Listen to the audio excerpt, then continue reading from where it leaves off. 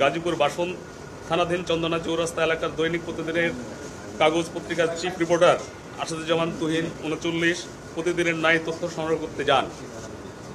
মামলার এজাহার মতে সাংবাদিক আসাদুজ্জামান তুহিন বাসন থানাধীন চন্দনা চৌরাস্তা এলাকায় তথ্য সংগ্রহকালে দেখতে পান যে জনক বাদশাহ ৩৫ কে একজন মহিলা পরিকল্পিতভাবে বিরক্ত করতে থাকে।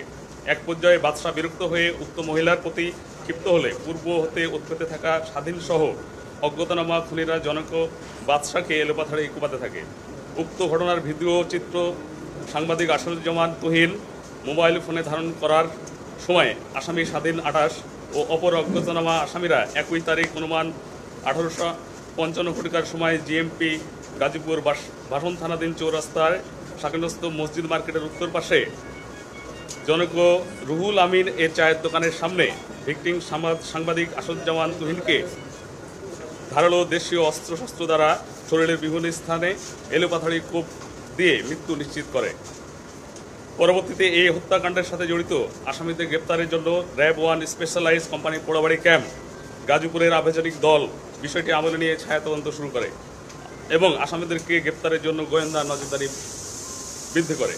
গত ৮ই আগস্ট ২০২৫ তারিখ আনুমানিক ২০টা ৫০ ঘটিকার সময় র্যাব 1 সিপিএসসি এর আভিযানিক দল বিশ্বাস সোর্স সিসিটিভি ফুটেজ এবং গোপন সংবাদের ভিত্তিতে জানতে পারে যে উক্ত ঘটনার মামলার প্রধান আসামি স্বাধীন ২৮ পিতা মোহাম্মদ নূর মোহাম্মদ, মাতা মোসাম্মদ সেলিনা বেগম, সোনাহারা থানা ফরিদপুর জেলা পাবনা, জিএমপি গাজীপুর সদর থানাধীন শিববাড়ি মোড় এলাকায় অবস্থান করছে।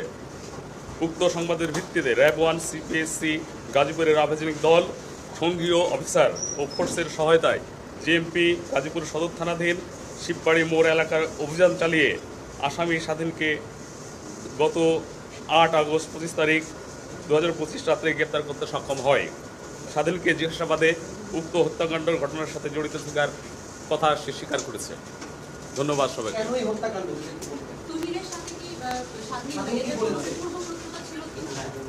তুহিন তার জিজ্ঞাসাবাদে যতটুকু বলেছে, তুহিন স্বাধীন সেটা গ্রুপের সাথে জড়িত, সেই গ্রুপের অন্যান্য মেম্বারদের সহায়তায় সেখানে গিয়েছে এবং সে আপনার ভিডিও যে দেখেছেন সে তার প্রকাশ্য অবস্থানটা আপনারা নিজেরাই দেখেছেন। আপনাদের সোর্স আমাদের সোর্স সবাই এটা নিশ্চিত করেছেন।